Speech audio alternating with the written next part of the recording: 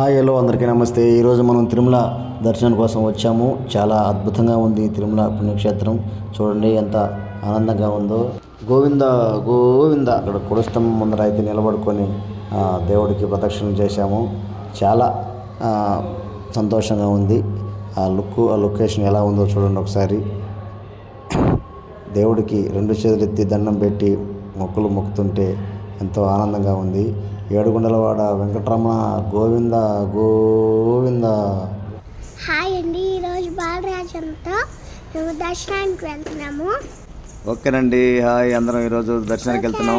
Hi చెప్పు. Okay అండి, hi. అందరం దర్శనానికి వెళ్తున్నాము.